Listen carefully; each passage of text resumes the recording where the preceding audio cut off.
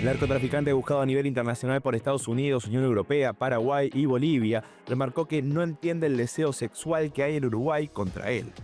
Uruguay, me fui en 2018 y nunca más volví. No entiendo cuál es el deseo sexual que tienen conmigo. ¿Por qué no se ocupan mejor de los problemas del país y se olvidan de mí, que estoy lejos hace 7 años?, remarcó.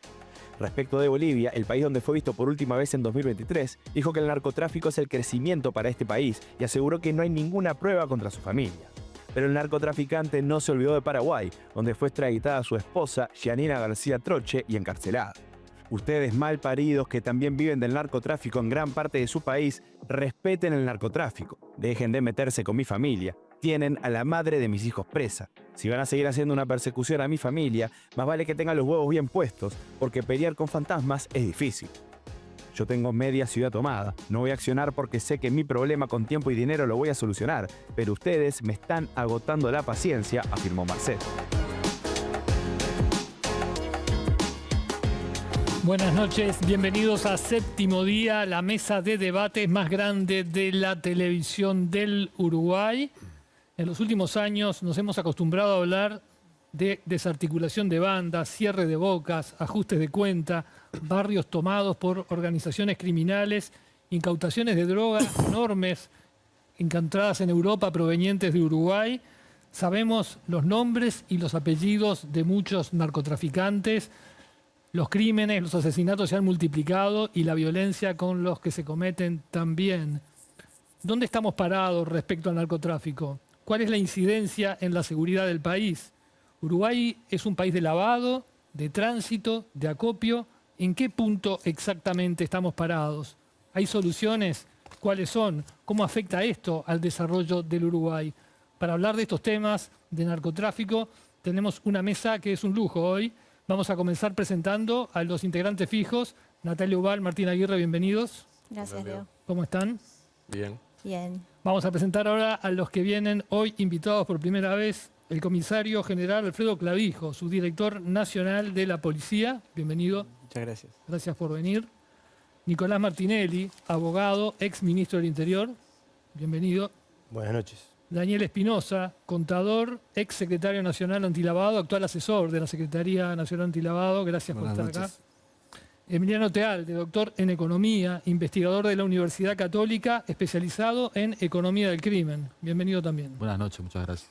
Gabriel Tenenbaum, doctor en Ciencias Sociales, profesor de la Facultad de Ciencias Sociales de la UDELAR, co-coordinador del Grupo de Investigación, Juventudes, Violencias y Criminalidad en América Latina. Gracias por estar.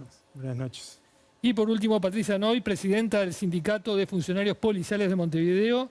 Trabajó durante varios años en la Brigada Antidrogas. Bienvenida también. Buenas noches, muchas gracias. Empecemos hablando de la situación actual. ¿Dónde estamos parados respecto al narcotráfico, Natalia? Bueno, hay algunos elementos más estructurales que seguramente en el panel se mencionen, como algunos cambios que ha habido en los últimos años. Se han multiplicado las rutas de narcotráfico hacia el sur, se está hablando que Uruguay es un centro de acopio, se está hablando de que se ha reactivado su papel como plaza de lavado de activos. Pero yo me quería centrar un poco en la cuestión de la evolución de los delitos y ver la presencia del narcotráfico a partir de la evolución de los delitos. Algunas cifras las vamos a ver un poco más adelante. Han aumentado, se han triplicado las denuncias por delitos de drogas en los últimos años y además han aumentado las denuncias por extorsión. Pero si uno mira, yo me voy a tener en el indicador de los homicidios y ahí uno ve que a partir de 2012 empiezan a aumentar de manera significativa los homicidios vinculados a los grupos del crimen organizado, vinculados a los delitos de drogas. Y tenemos ahí una situación de que Uruguay tenía tasas estables de homicidios por 100.000 habitantes, situadas en 7, 8. Y hoy estamos cerca de 11, en los últimos años en promedio hemos estado en el entorno de 11 homicidios cada 100.000 habitantes. Y si uno mira, por ejemplo, la distribución territorial en Montevideo, ve cómo esto es muy distinto. Vieron que a veces los promedios esconden situaciones que son muy diferentes. En el norte de la ciudad tenemos tasas de entre 20 y 30 homicidios cada 100.000 habitantes. Estas cifras las saco de un trabajo de investigadores de la Universidad de Ort, que se llaman Bodini y Runitzky, que ellos analizaron segregado por territorio y vieron cómo, mientras en el norte había tasas del entre 20 y 30 homicidios, en las zonas más del sur de la ciudad teníamos tasas de entre 0 y 7. Entonces ahí está concentrado la problemática claramente en términos territoriales. Y después si uno mira otras cifras, como por ejemplo mira cuánto pesan los homicidios por rapiñas, hurtos y copamientos en el total de los homicidios comparados con los homicidios vinculados a delitos de droga, vemos cómo hay un cruce claramente en las gráficas, esto a partir de un trabajo que hicieron los colegas del observador Diego Cayota y Tomer Urbitz. Hay un cruce en 2021, o sea, en 2021 ya los homicidios por delitos de drogas pasan a ser más que los homicidios por delitos vinculados a rapiñas, hurtos y copamientos. Y llegando a, por ejemplo, el año 2024, que fueron un cuarto solamente de los homicidios, fueron homicidios vinculados a rapiñas, hurtos y copamientos, solo un cuarto de los homicidios totales, el resto, la mayoría de ellos vinculados a delitos de crimen organizado y delitos de drogas. Ahí tenemos claramente algunas cifras simplemente, pero que dan cuenta de un cambio en la estructura y en la evolución de los delitos, que dan cuenta también de la presencia del narcotráfico. Martín. Sí, yo creo que estamos mal en el tema y no soy muy optimista de que podamos estar mucho mejor por una razón bastante simple que te la cuento con un ejemplo. El año pasado estuve en Indonesia visitando a un amigo que vive ahí y vos llegás al aeropuerto de Denpasar y tenés un cartel gigante que dice: en este país hay pena de muerte para cualquier persona que tenga cualquier cantidad de cualquier droga, ¿no? Y lo cumplen, o sea, no es un discurso vacío, porque hace un par de años ejecutaron a un brasileño que llevaba cocaína, o sea, ejecutan gente por droga. Vos salís del aeropuerto, caminás 15 cuadras y te ofrecen todas las drogas que puedas imaginarte cada 2 minutos en la calle. Entonces, hay un problema de fondo que es, mientras haya alguien que quiera consumir drogas, va a haber alguien que esté dispuesto a correr el riesgo de entregársela. Y me parece que lo que estamos viviendo es un poco las consecuencias de una política en la cual Uruguay no tiene demasiado que hacer al respecto, pero que no tiene una salida visible a la vista. Entonces, ¿qué podés hacer? Yo creo que en el fondo poco de lo que puedes hacer es tratar de reducir tu exposición para no ser un lugar que sea un paraíso o que sea un lugar donde sea muy fácil para que los que toman las decisiones no usen Uruguay.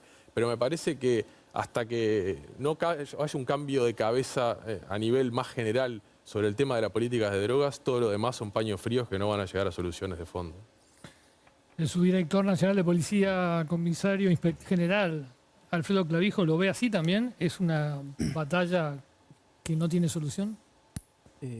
Buenas noches. Buenas noches. Yo me quedo con lo último, con lo que dijo de que lo que debemos de hacer para impedir que cosas que vienen sucediendo se incrementen o se mantengan, que ya es un escenario difícil. Para eso entiendo de que debemos de mejorar la disuasión que tenemos con este flagelo, que no es solo nuestro, que además a nivel de consumo somos los que menos tenemos un atractivo para la cantidad que se pueda vender aquí, y eso lo sabemos todos. Ahora, ¿cómo disuadimos eso? ¿Cuál es nuestra estrategia a nivel global, integral, interagencial? Es decir, ¿cómo nosotros le damos una percepción a ese crimen organizado, transnacional, de que tenemos amurallado el país desde el punto de vista de los puertos, aeropuertos, de las rutas nacionales, de toda la frontera seca que tenemos? Es decir, primero empezar porque de algún lugar ingresa. No somos productores, eso ya lo tenemos claro, de todo ese tipo de drogas. Ahora, ¿cómo hacemos para que eso se detenga, disuada? Y es la forma de prevenirlo, porque los determinantes están claros, los diagnósticos están claros. Para eso en el Ministerio de Interior estamos, y no solamente en el Ministerio, sino en todas las directivas que se nos ha dado, abocados en realizar operaciones dentro de un plan que vaya fortaleciendo todo el control de frontera, que no es algo que no se venía haciendo, porque se ha venido haciendo a lo largo de los años, el incremento de la tecnología en la frontera, grupos de investigaciones, pero quedan mucho por hacer. Concretamente, hay un espacio aéreo que debemos de seguir controlando de mejor manera, los controles en los pasos de frontera, en las aduanas. Para nosotros es vital eso. Dentro de ese plan de amurallar el país y de generar una disuasión está posicionar aeronaves del Ministerio del Interior en un hangar que ya está listo en Salto, otro que está en vías de poderse confeccionar, construir en Rivera. Eso para nosotros es vital. Empezar por ahí, las rutas nacionales, el control de rutas nacionales, fortalecer todo lo que es el control de rutas nacionales. Lo vimos ahora recién, el caso de ahí atrás de la UAM, es decir, que era un camión que iba a transitar con la intención de llegar a Rivera.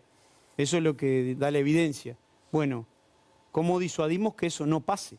Pero también esa mercancía ilegal entró por un punto de control policial, aduanero, veremos, eso lo dará la investigación.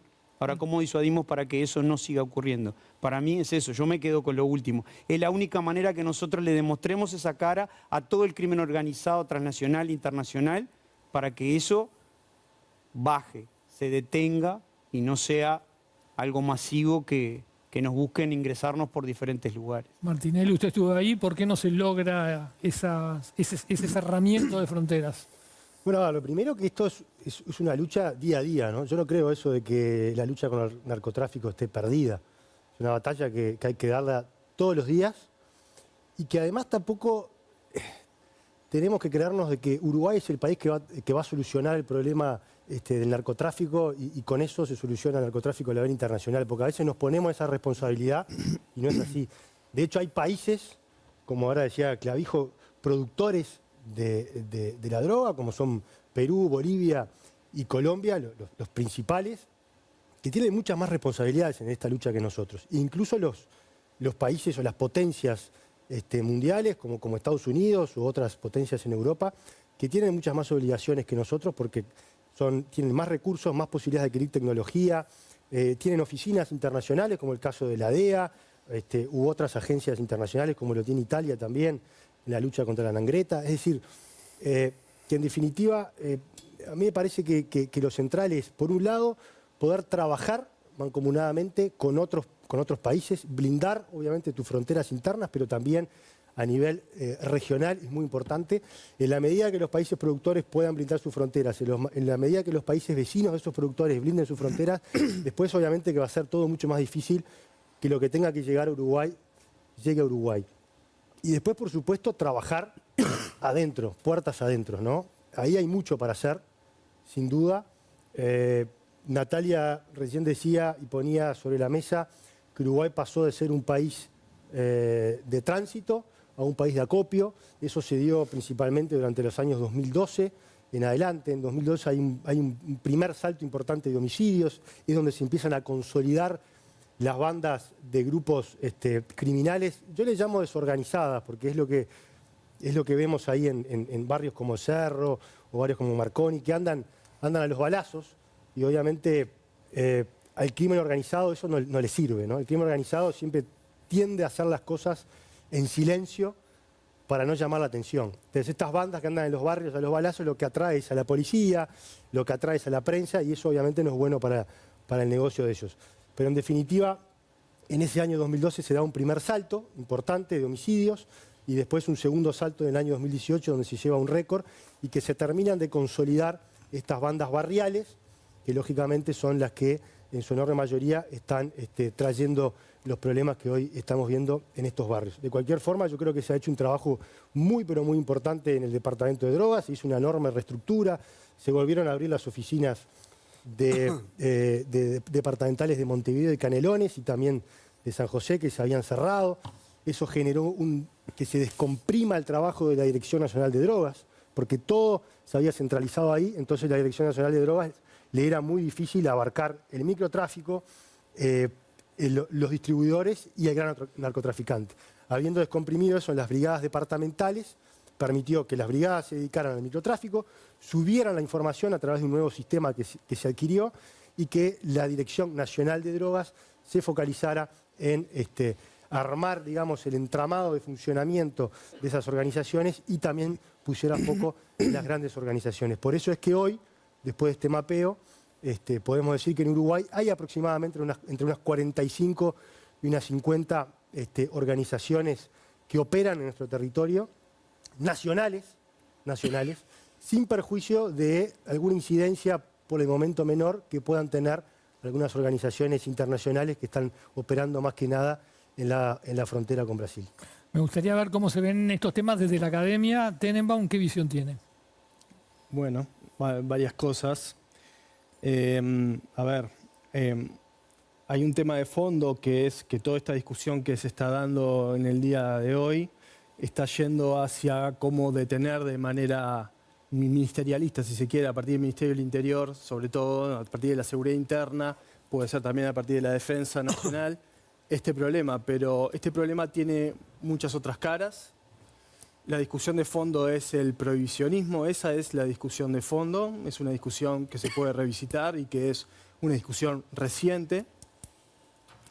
Posteriormente también es importante decir de que más allá de la discusión que se está dando aquí, que recae muchas veces en los barrios, en delitos de los que se conoce como débiles de poder, el mercado de drogas ilegalizadas lo mueven personas con mucho poder.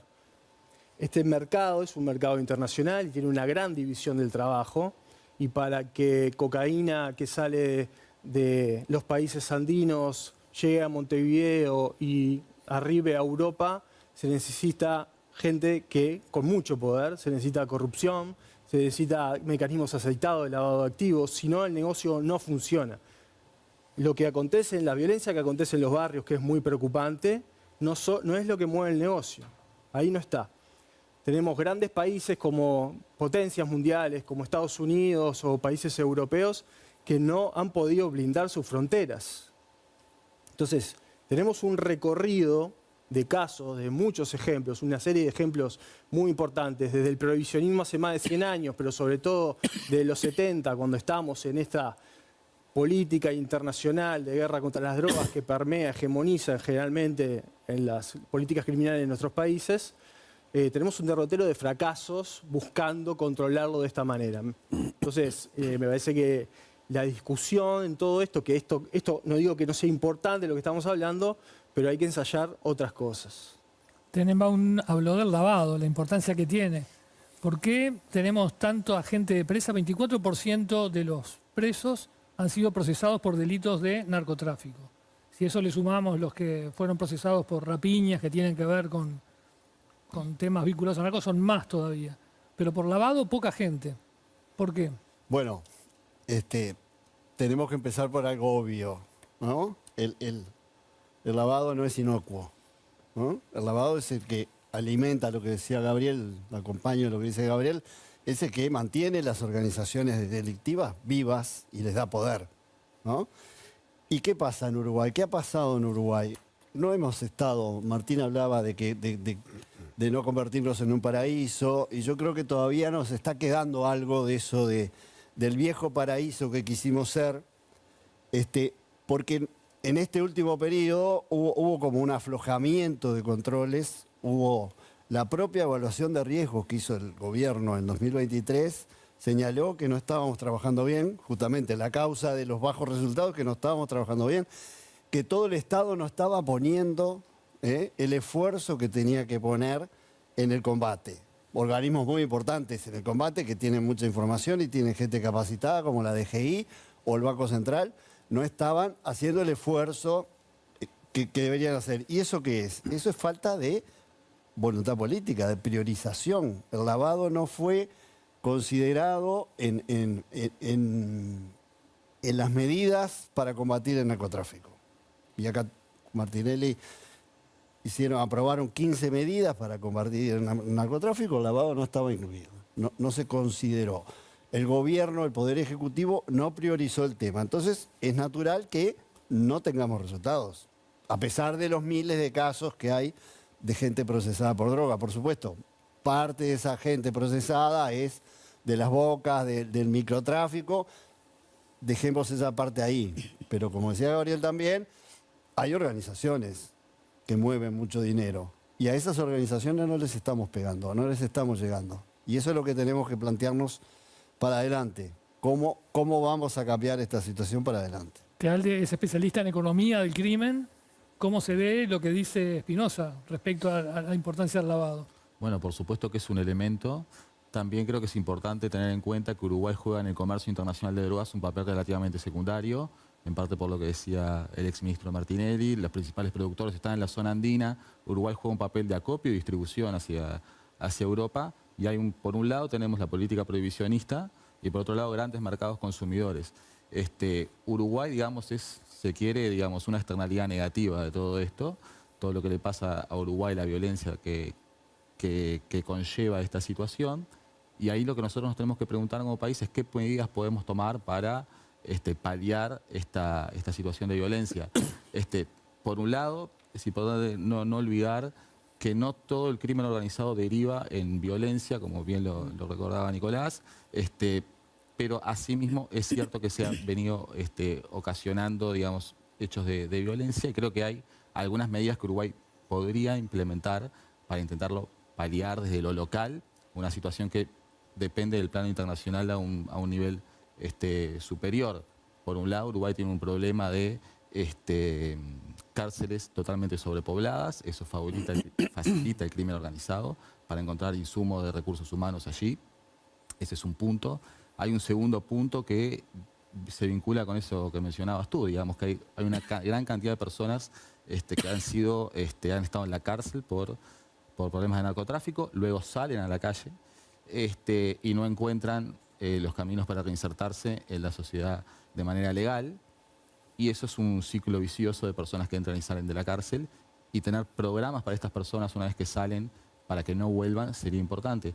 Y creo que hay un tercer aspecto, bien, que es que en Uruguay necesitamos un mejor diagnóstico de qué tipo de crimen organizado tenemos. Estas bandas que sabemos que tienen un relativamente bajo poder de organización, empezaron como clanes familiares, son muchas, están mayormente en Montevideo, pero ¿qué nivel de organización tienen?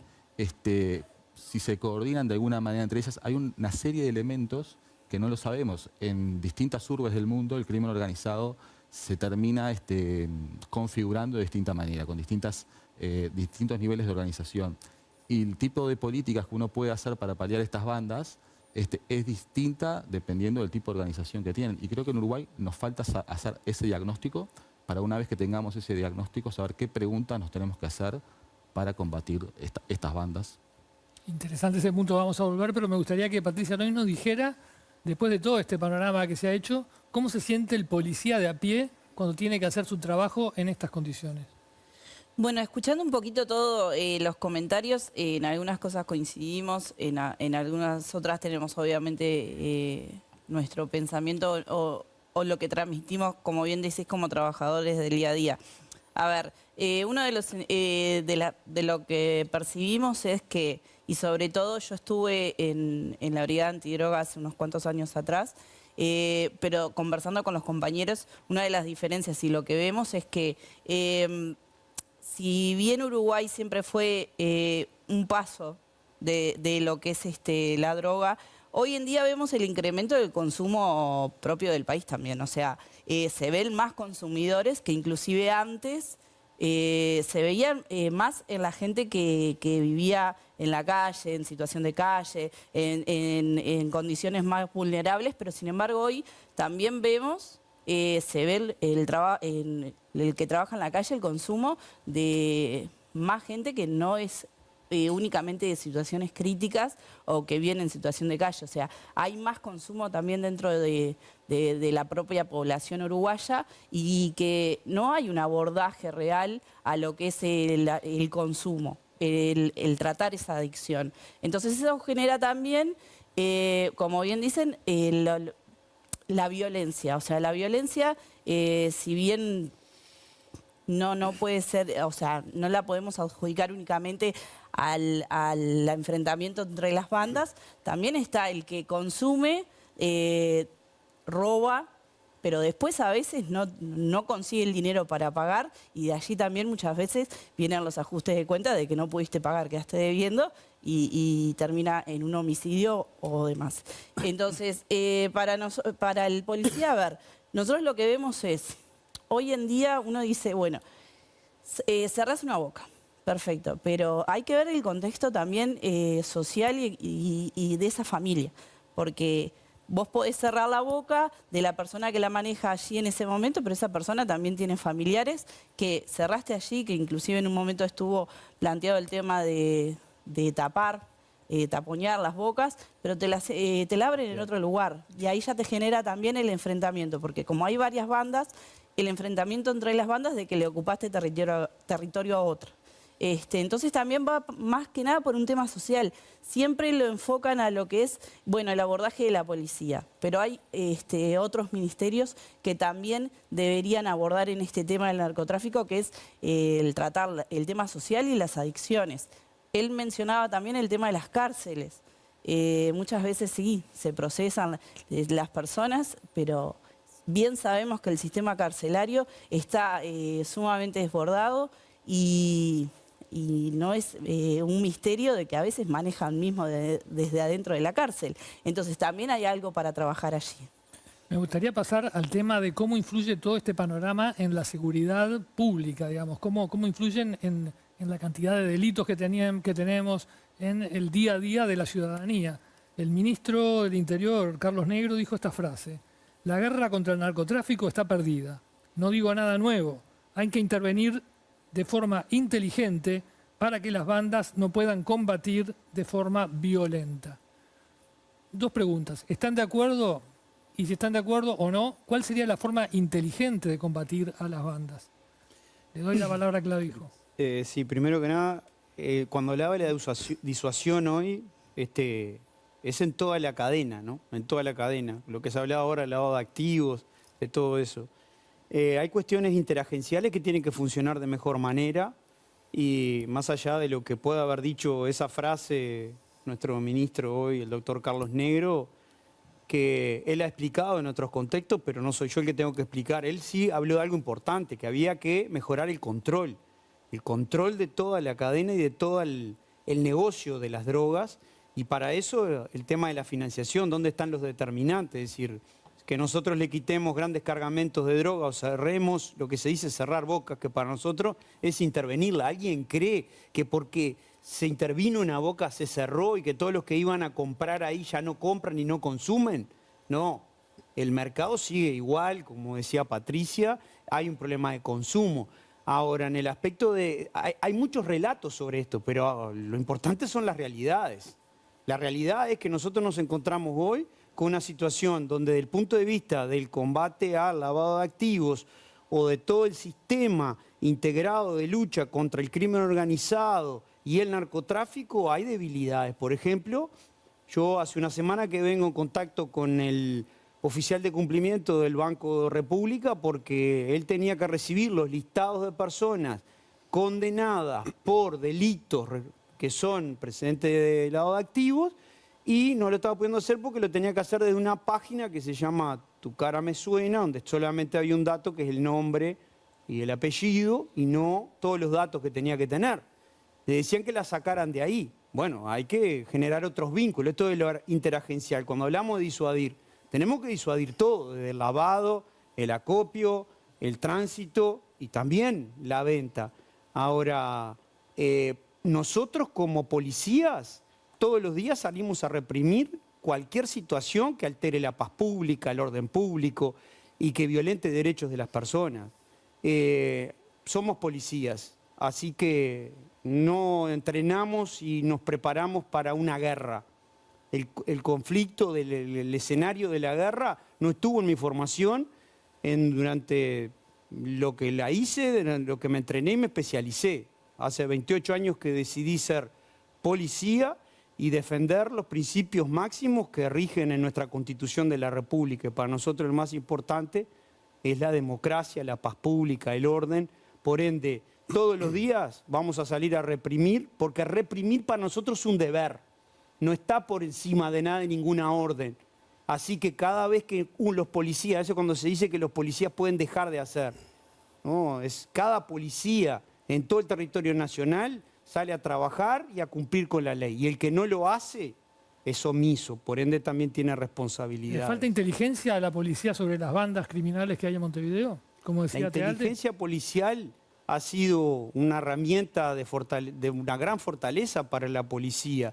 Que falte interagencialmente compartir a veces información y acceder a la información para poder dar una percepción de que realmente estamos compartiendo, eso es lo que nos hace falta, porque nosotros, para procesar la información y crear la inteligencia, lo que necesitamos es toda la información y no parte de la información, no solamente la que colectamos nosotros, sino la que tienen todos los entes. Este tema del Banco República, si ellos no pueden verificar que esas personas condenadas están haciendo operaciones financieras que tal vez puedan ser extrañas, ahí estamos como cortando ese trabajo interagencial. Entonces, cuando hablamos de que estamos reprimiendo, combatiendo estas situaciones, tiene que ser no solamente con la policía, hay otros estamentos dentro de esto.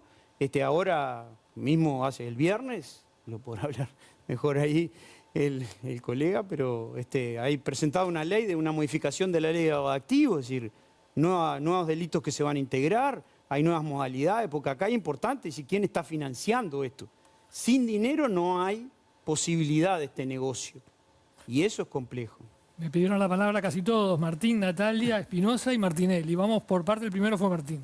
No, yo creo que, a ver, sobre las declaraciones de Negro, yo estoy de acuerdo. Creo que es una guerra que no tiene sentido, que en algún momento la sociedad mundial se va a replantear eso, pero bueno, creo que lo que no corresponde es que el ministro que está encargado de reprimir el delito sea el que salga y diga ese tipo de cosas, ¿no?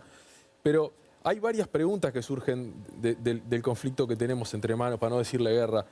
Una es, ¿por qué en Uruguay se consume tanta droga, no? Porque la realidad es que cuando uno mira los números y sobre todo y sale y ve, hay un consumo de drogas muy llamativo en Uruguay, que ahí estaría bueno algún sociólogo, alguien que explicara cuál puede ser la base de eso.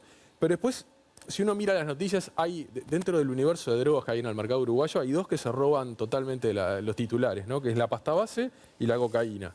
La cocaína porque es la que se exporta para el primer mundo y es la que trae grandes bandas y grandes cargamentos, y la pasta base, que es la que genera más conflictividad social, la que la vemos en la calle, la que genera y la que en muchos sentidos estigmatiza a los sectores más humildes.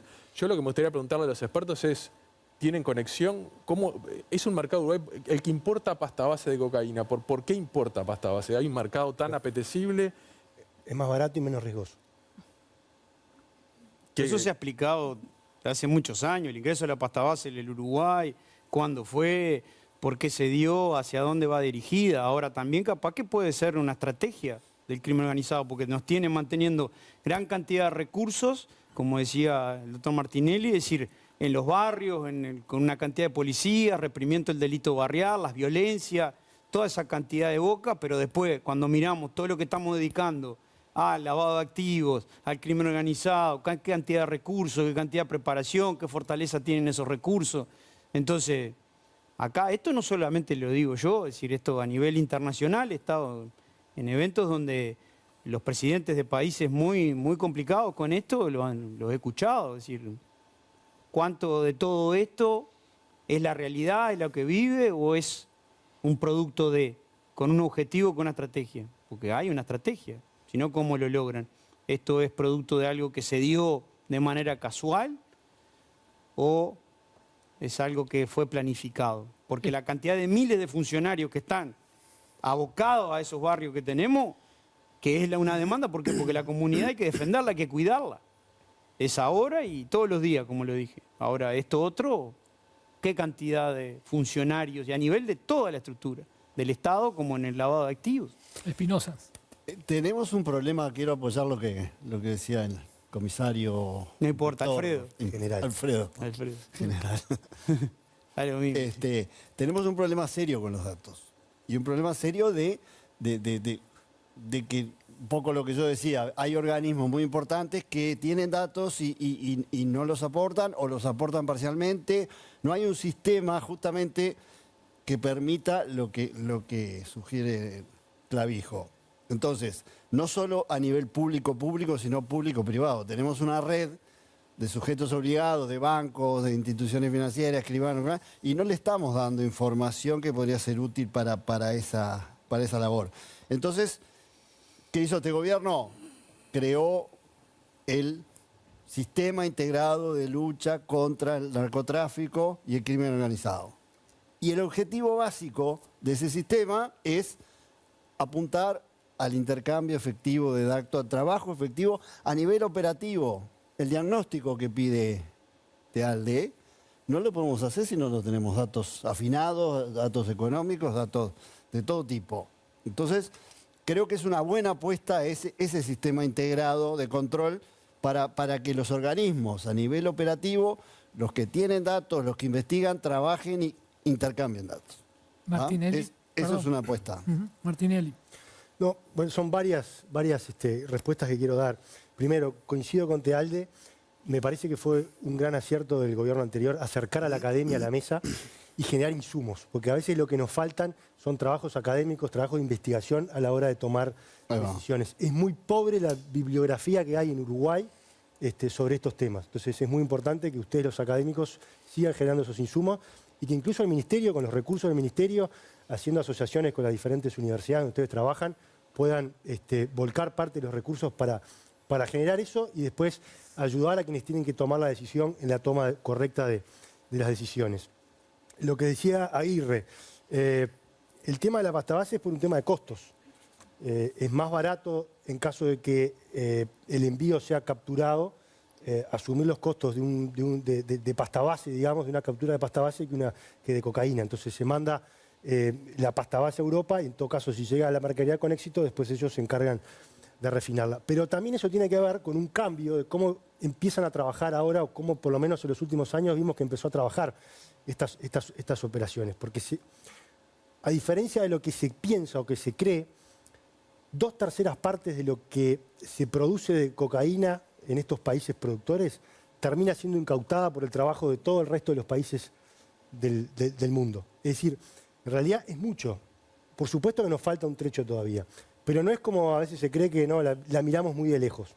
2/3 partes termina siendo incautado. Y estos datos están en los informes que hace UNDOC, que es la United Nations Crime Drug Administration, que todos o cada 2 años hace precisamente un informe de todo lo que se cultivó en estos países y después qué fue lo que efectivamente se pudo incautar.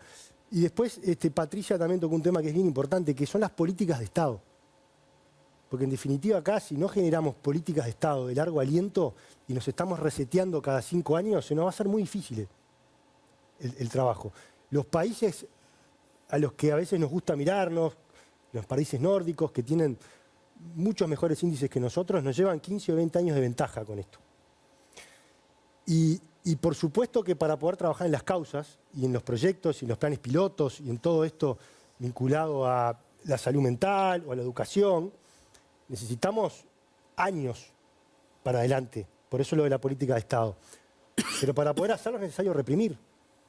Y ahí estoy de acuerdo con lo que decía Clavijo, porque una de las 3 funciones claves que tiene la Policía Nacional es la represión. Y reprimir es lo que ayuda a contener el delito. Si vos no reprimís, el delito crece. Y para evidencia basta lo que pasó en los 15 años de gobierno del Frente Amplio, donde bien intencionados se focalizaron en el trabajo en las causas, pero no reprimieron. Entonces el delito se disparó. Vos necesitás con la represión darle tiempo a las políticas de Estado para que las políticas de Estado empiecen a dar resultados. Natalia. Sí, yo creo a partir de esto último que decía Nicolás, que el problema es que no tenemos resultados, por lo menos en Uruguay no tenemos resultados y diría que a nivel global hay un problema con los resultados y creo que el problema de la frase de Carlos Negro, del ministro, estuvo en que tiene múltiples interpretaciones. Se podía interpretar como un bajar los brazos, ¿no? Bueno, yo bajo los brazos porque está perdida esta guerra.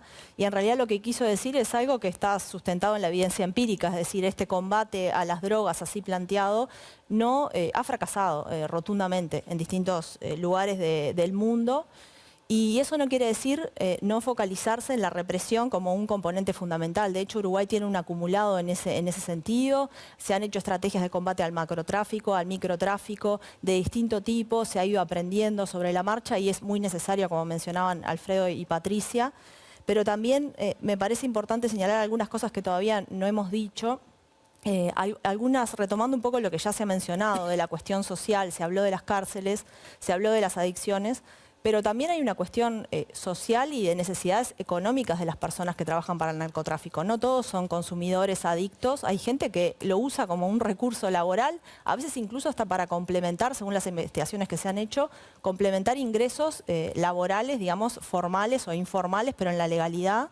y a veces hasta incluso para obtener dinero extra para, esto se ha mostrado en trabajos de campo, ¿no? No sé, útiles escolares, regalos de fin de año, hasta, puede parecer una locura, pero hay veces que se apuesta a tener un ingreso extra a través de algún trabajo puntual ilegal o personas que ya están vinculadas a otros delitos que se suman a los delitos de narcotráfico. Entonces hay una problemática social compleja que hay que abordar también.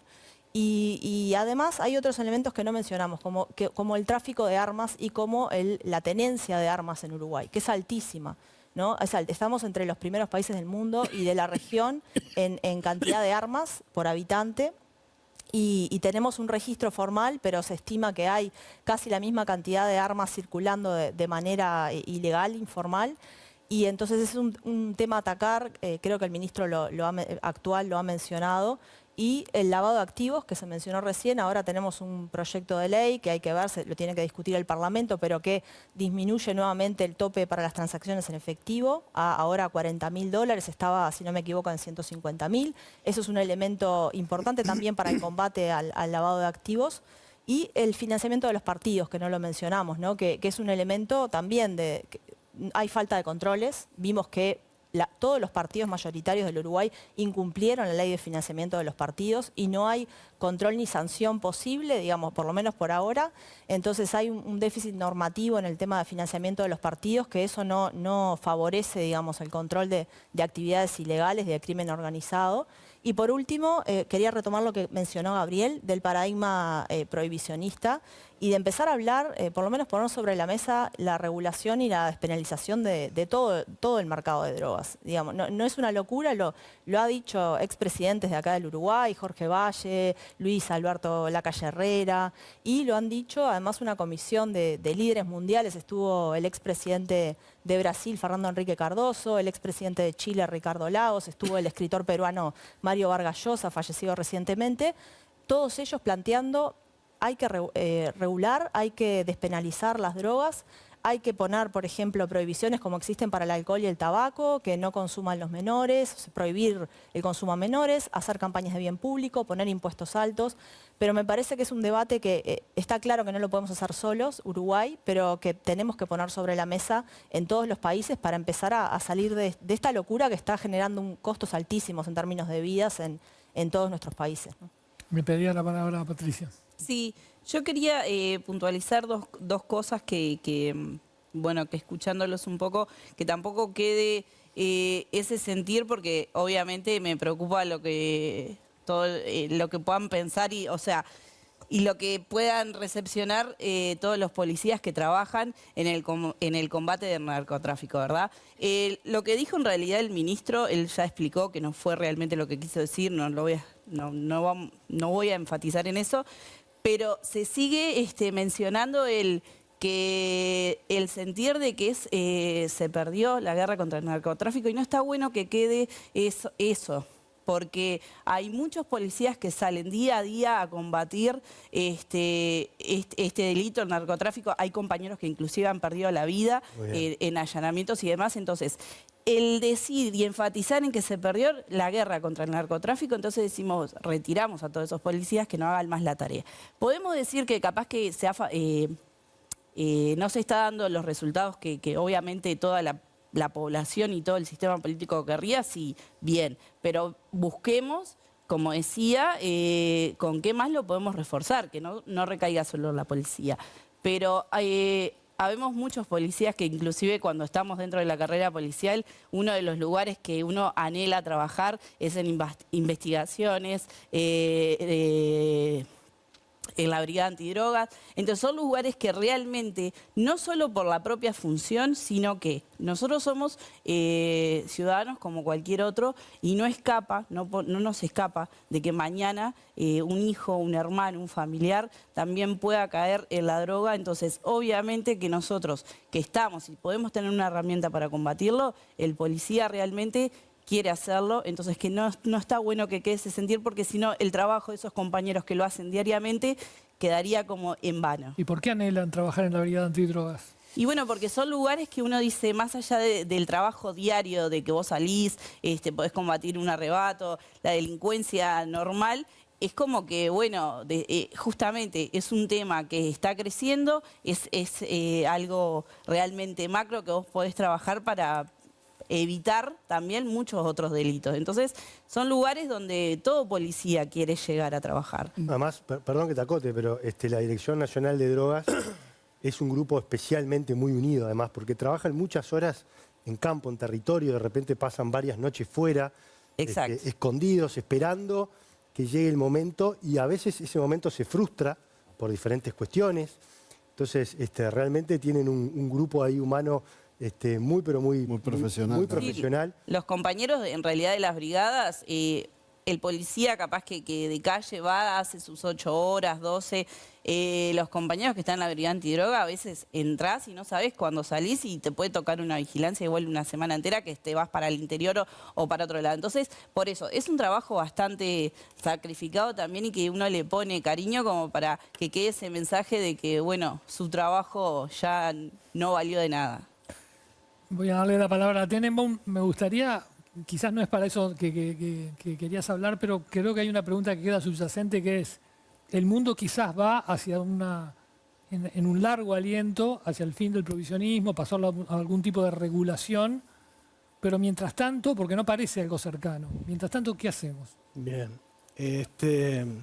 Contesto eso, pero también quiero decir otras cosas. Perfecto. Hay un asunto conceptual que no es menor.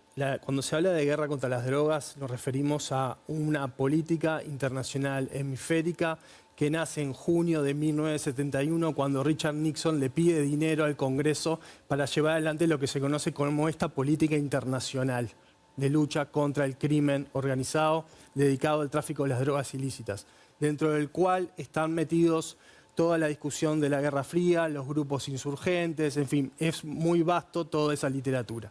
Eso dio lugar a dos grandes paradigmas que fueron el Plan Colombia y el Plan Mérida en México, y a escándalos de todo tipo como Irán-Contras, Rápido y Furioso, y me puedo extender todo el programa del montón de fracasos que ha tenido esa política. Refiere a eso, no refiere a que no haya represión, no refiere a desconsiderar el trabajo de los policías. Lo digo yo, no estoy interpretando lo que dice el ministro, digo, desde el punto de vista conceptual refiere a eso. Entonces, claro, se puede interpretar de distintas maneras, la fenomenología es muy amplia y pues se puede construir distintas versiones sobre la frase y hay que cuidar la comunicación y en eso estoy totalmente de acuerdo. Pero a eso refiere. Esa política, más de 50 años, ha fracasado y no nos ha llevado absolutamente a ningún lado. A ningún lado. De hecho, esa política ha estado distribuida de manera muy desigual entre las personas que realmente movilizan este negocio criminal y otros, el de la trata, tráfico de armas y muchos otros, porque esto es un menú y hay que entenderlo como un menú de delitos donde muchos grupos se mueven cometiendo distintos tipos de delitos. Por ejemplo, la extorsión, que en el Uruguay ha aumentado mucho en los últimos años también. Ni que hablar las estafas también, bueno, hay mucho para hablar. Todo esto no es posible, no se moviliza sin corrupción. Sí o sí se necesita corrupción pública o privada. La corrupción privada en Uruguay no está legislada. La corrupción pública en Uruguay se ha perseguido muy poco, más allá del gobierno en el que esté. Muy poco. Y tenemos un grave problema con eso. Porque para movilizar la mercancía, para movilizar los activos, se necesita sí o sí complicidades, connivencia, protección. Si no, esto no funciona. No funciona. Entonces, es muy importante prestar atención hacia cómo se distribuye la capacidad que tiene el Estado para minimizar este negocio. Yendo a tu pregunta, hay un camino, el prohibicionismo tiene muy poco tiempo en lo que es la humanidad, probablemente ninguno de nosotros lo veamos. Hay un camino muy lento que se está recorriendo con respecto a la regulación, sobre todo con el cannabis y distintas formas de presentación, consumo, etcétera. Queda explorar otros tipos de sustancias. Probablemente no sea posible explorar todas, sobre todo las drogas de diseño tienen una explosión que es imposible ir tras de ellas. Algunas generan daños muy, muy importantes, metanfetamina, en fin, hay muchas.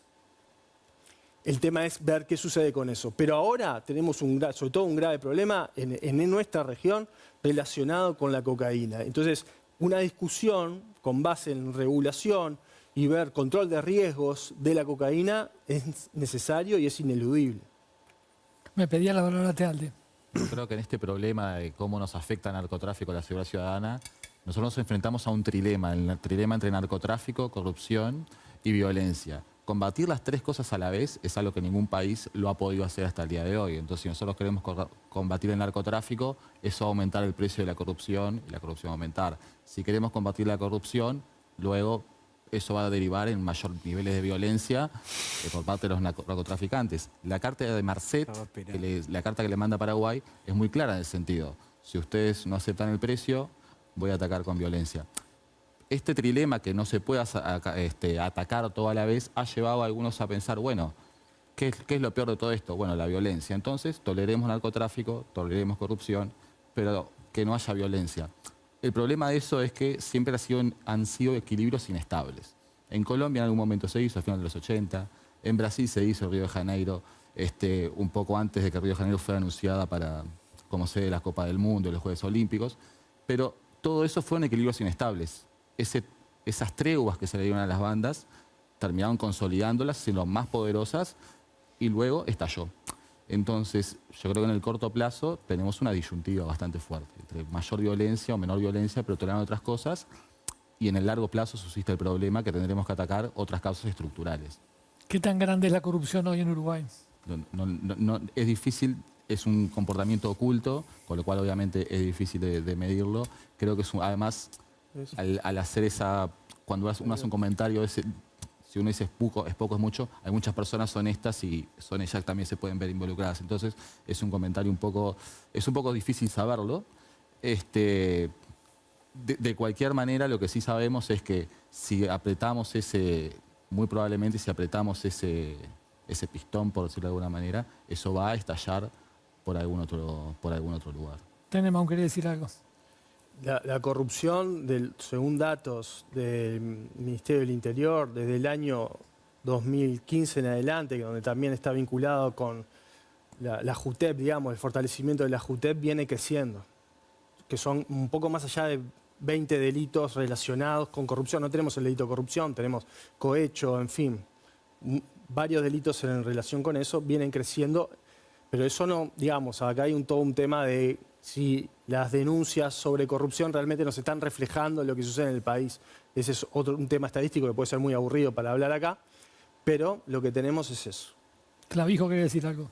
Sí, bueno, el tema de la corrupción, yo estaba esperando, porque esto está claro que deben de haber debilidades y algunas personas infieles para que todo eso, como lo dije al principio, ingrese y muchas variables, muchas partes de toda esta cadena continúen estando. Para mí el tema de la corrupción es algo que debemos de reconocerlo primero, es decir, estamos nosotros, es decir, creemos que sí, que hay, que es mucha, que es poca, ¿cuánto creemos que es así? Y para eso, bueno, todo el sistema de justicia, no hay una fiscalía anticorrupción, va a la fiscalía de delitos económicos, hay muchos temas sobre eso. Después, demonizar es simple, es muy simple. Es simplemente comunicarlo, relatarlo. Las realidades son que tal vez lo que está ocurriendo realmente no es lo que se está persiguiendo y para eso hay a veces pocos mecanismos de poder cómo llegar a generar esa profilaxis, pero concretamente es algo complejo y hay que atender y aceptar de que puede estar y estar en gran medida.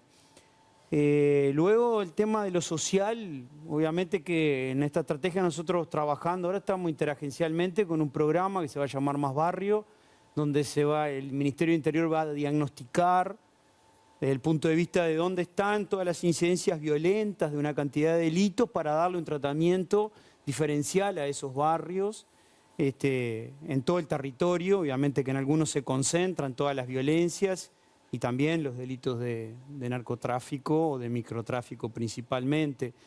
Me quedo con algo de las armas, sí, la política de armas, es decir, ha sido como muy fluctuante, hay una ley de armas, se crea un decreto que es muy fuerte y de mucha inflexibilidad en algún término para que las armas, porque a veces las armas que usa el crimen son armas que entraron legalmente, pero que fueron incautadas y terminaron en manos del delito. Si no tenemos control sobre lo legal, y ahí me quedo con algo que dijo un abogado que estuvimos contigo, ¿te acordás? Es decir, paraguayo, que decía, cuando lo ilegal es lo que predispone lo ilegal, es decir, es como ese vehículo, ¿no? Se usa.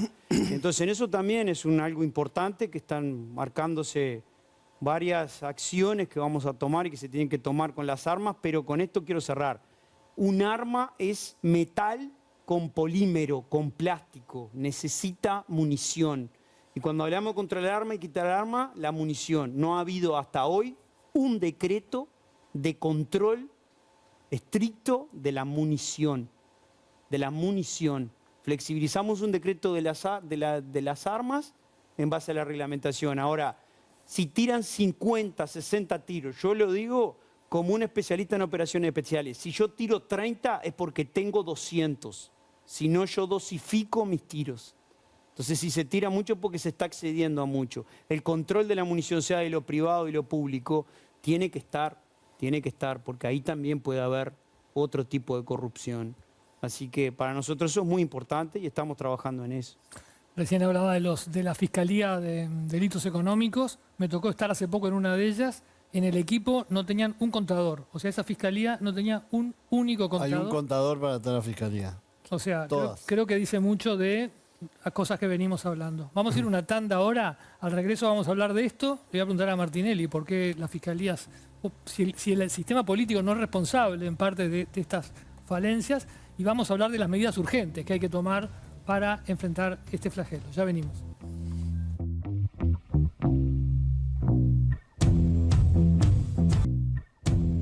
Segundo bloque de Séptimo Día. Vamos a seguir hablando de narcotráfico. Nos queda poco tiempo, le pedimos brevedad a todos los panelistas. Me gustaría preguntarles qué podemos esperar de aquí en más y cuáles serían las medidas urgentes que hay que tomar si queremos reducir la violencia que genera el narcotráfico. Tenenbaum, por ejemplo. Bueno, rápido. Hay una cosa que está silenciada y no se está haciendo absolutamente nada, que tiene que ver con los sobrevivientes de heridas de arma de fuego, particularmente cuando esas heridas de arma de fuego se producen en conflicto entre grupos criminales. ¿Qué se está haciendo con esas vidas que muchas veces se truncan en su desarrollo educativo, en su desarrollo laboral, sus familias? ¿Qué estamos haciendo? Es una oportunidad para trabajar con un sujeto que está involucrado en un hecho delictivo, en el lugar de víctima, pero capaz que en otros momentos ocupa otro lugar. ¿Qué estamos haciendo con eso? O sea, Nada. que es herido a un hospital y después vuelve. ¿Qué pasa? No hace la denuncia, ¿qué pasa? Nada. Ahí es una oportunidad para trabajar.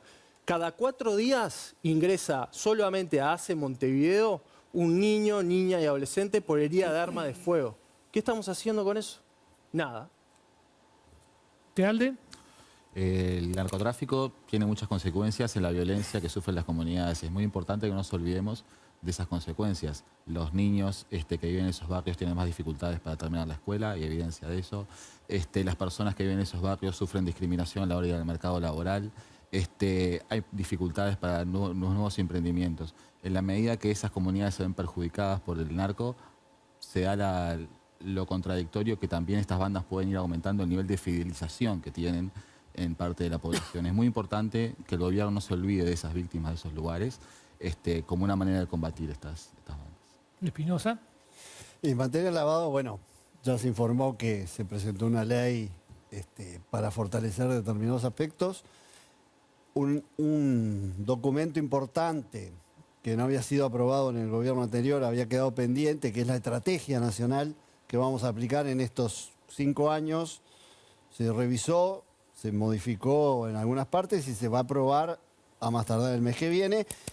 Y el principal concepto de esa estrategia es justamente volver a priorizar el tema del lavado, volver a trabajar, o mejorar la forma de trabajo del Estado con los privados y entre el propio Estado y, por supuesto, asignarle los recursos necesarios a los organismos clave del sistema. Natalia. Sí, se mencionó recién a los niños y niñas y hubo un pedido de acceso a la información pública que hizo La Diaria, que mostró, la periodista Stephanie Dermirjian, que mostró que en los últimos 5 años la principal causa de los homicidios de niños, niñas y adolescentes fue el crimen organizado, el 43%, y el 26% fue por violencia intrafamiliar. Es decir, que no solamente están matando a nuestros jóvenes, ¿no? Porque la mayoría de los que mueren en estos conflictos y ajustes de cuentas son hombres, varones, jóvenes, sino que además también nuestros niños, niñas y adolescentes, además de ser víctimas de los tiroteos, de la inseguridad al ir a la escuela y a los liceos, además están siendo también víctimas directas de homicidio. ¿Noy? Bueno, una de las cosas que yo no puedo dejar pasar es, más allá de las herramientas que se le brinda al trabajador policial para el combate del narcotráfico, que hemos tenido un aumento en todo lo que es tecnología y demás, hay algo que tampoco se puede quedar de lado, que es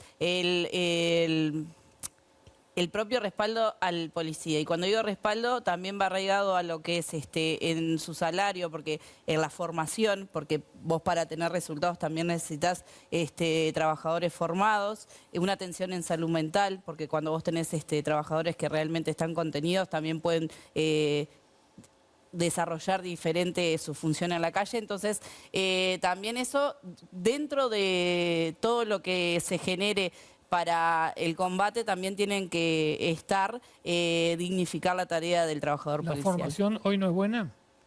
En realidad no es que no sea buena, siempre hemos dicho que consideramos que es insuficiente. 6 meses en la escuela realmente es insuficiente para después tener que salir a afrontar la delincuencia que hemos visto que ha aumentado en lo que es la violencia y ha mutado la delincuencia en este país. Martín. Sí, a ver, como periodista me cuesta dar sugerencias. Yo lo que creo que por lo que plantean acá hay dos problemas centrales, ¿no? Uno, evitar que Uruguay se convierta en una plaza importante de traslado de cocaína hacia otros países. Y lo segundo, que estos grupos de crimen desorganizado que se menciona finalmente se terminen organizando, ¿no? Y generando un peso social que hoy, por suerte, todavía no tienen. Y después hay un tercer tema, pero que es más profundo y que no sé si cumple las ambiciones de este programa, que es el tema del consumo abusivo de drogas que hay en Uruguay, que creo que tiene que ver también con parte del problema que tenemos y que mientras no lo resolvamos, siempre que alguien quiera, va a aparecer alguien que lo va a proveer. Martinelli. Bueno, primero, me gustaría contestarle a Gabriel, porque tocó un tema interesante con el tema de los heridos de bala. Ahí está el programa Barrios Sin Violencia, los interruptores, estos que van precisamente a los lugares donde se produce algún incidente y tratan de mediar. Es un programa que ha dado buenos resultados. A veces es difícil medirlo porque uno no puede cuantificar qué es lo que evitó, pero en definitiva las historias que surgen de ahí, de los mediadores, son súper interesantes. Y con esto también quiero contestarle un poco a Natalia, que había dicho que como que no había o no veía ella programas o proyectos exitosos. Creo que este es uno que hay que darle una oportunidad, junto con el PIA, que es el programa de inclusión asistida, también, que en estos últimos 8 meses de evaluación del programa nos ha demostrado que en el primer mes logró bajar entre un 22 y un 23% la reincidencia. Lamentablemente después le falta un poco de músculo y de continuidad, de dinero, por así decirlo, para que siga dando buenos resultados, pero creo que es interesante también darle una oportunidad. Después, sobre la prohibición sí, prohibición no, creo que es un debate que nos debemos, no hay que cerrarse, pero Uruguay no puede ser punta de lanza. Tenemos que trabajarlo con el resto de los países y no el piloto que fue en su momento la legalización de la marihuana, donde si bien esto ya es muy incipiente para sacar conclusiones, ya hay algunos trabajos académicos que dan cuenta de que la legalización de la marihuana trajo consigo precisamente que estos grupos de crimen desorganizado se empezaran a organizar mejor y a coordinar mejor, viendo que la legalización de la marihuana podía afectarlos. Precisamente coincide con el año 2012, que es el primer pico de crecimiento de los homicidios. Después, lavado de activos. Está bien la creación de este nuevo decreto, sin perjuicio de que ya había una ley al respecto, o sea que no sé ahí cómo se van a superponer la ley por un lado y esta comisión por otro. Y me parece que no debería estar centrada la discusión en el monto. Fíjate que ni el gobierno se pone de acuerdo si lo bajan a 40, a 35, a 25 o a 20. O sea que el problema en definitiva no está en el monto, sino en los controles. En que los obligados a reportar las operaciones hagan las denuncias y robustecer y fortalecer los organismos públicos que tienen que controlar. Por último, políticas de Estado. Tenemos que ser capaces de generar políticas de Estado. Creo que la gente está cansada de que los políticos estén todo el tiempo discutiendo y que cada 5 años nos estemos reseteando. Creo que ese es el gran mensaje que quiero dejar hoy en ese sentido, y que cuando el gobierno que es pie convoque a este llamado de de acuerdo multipartidario en materia de seguridad pública, ahí estaremos para aportar. Leo, yo quería hacer una aclaración que nunca dije que no hubiera proyectos ni programas exitosos, ni tampoco que hubiera que bajar los brazos y que ¿no? los policías que con toda la tarea que hacen tengan que bajar los brazos. Simplemente lo que me estaba refiriendo era el fracaso del paradigma de la guerra contra las drogas, que lo explicó muy bien Gabriel hace unos minutos. Clavijo, antes de que diga lo que tiene preparado, me gustaría preguntarle si está de acuerdo con que en seis semanas, ¿cómo es? De tiempo de preparación para los policías en la escuela. 6 meses. 6 meses. El personal subalterno. ¿Es poco tiempo? La base de esa formación ha estado analizada de que es el tiempo adecuado, por eso es personal de la escala básica, lo básico. Ahora, yo lo que iba a decir que las acciones que estamos llevando adelante, la estrategia que está dirigiendo el ministro Negro se basa en 3 pilares fundamentales, que uno es fortalecer todo el control, como lo dije, todo el control posible ante el narcotráfico, desde las rutas, las fronteras y todos los sistemas. Con eso también todo el vínculo interagencial, que es muy importante para nosotros, para compartir la información de manera confidencial, reservada, pero con un objetivo claro, que sea reprimir esas acciones peligrosas y disuadirlas, porque eso también implica que no sigan repitiéndose. Para ello, más tecnología, más logística aplicada, pero lo último tiene que ver con lo que decía Patricia, que tiene que ver con la especialización de las personas que van a dedicarse a esto específicamente, que es delicado. Lo digo como un especialista en operaciones especiales que se dedicaba desde el punto de vista táctico a reprimir las acciones del crimen organizado y del narcotráfico, en este caso. Son difíciles, son complejas, por eso entiendo que de base es correcto. Ahora, luego de eso, lo hemos hablado con Patricia, tiene que haber fases de especialización. Nuestro centro principal de formación, la Escuela Nacional de Policía, tiene que ser un centro de formación y especialización. En eso se está trabajando, que existan especialidades. Hoy en día necesitamos robustecer, fortalecer los mecanismos para llegar a esas unidades especializadas, que también son profilácticos, importante que además se le dé la formación para que cuando llegue no tenga que aprender el trabajo. Estoy seguro que Patricia, cuando fue a droga, no recibió antes una especialización para ir a drogas. Eso es algo que está, que los policías lo venimos impulsando hace muchos años.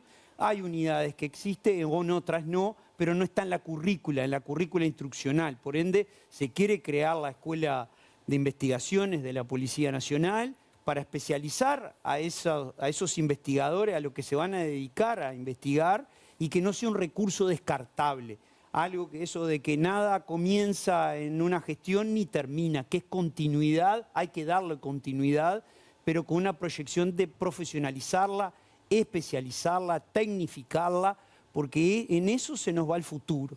Pero dejar en claro y en tranquilidad a toda la comunidad que todos los días las mujeres y varones policías en todo el territorio nacional salen a reprimir toda acción ilegal con los recursos que tienen, pero con mucho sacrificio, con mucha voluntad, con mucha entrega, y eso quiero remarcarlo y todos lo compartimos, y es algo que debe también de valorarse y trabajar en fortalecer, porque a veces solo pensamos en lo que hay que hacer afuera, pero tenemos que ver lo que hay que hacer adentro, en el arriba, en el abajo, dice el ministro, afuera y adentro. Adentro hay que seguir fortaleciendo en capacitación, en formación, en tecnología, en logística, pero también desde el punto de vista de cómo vive esa persona.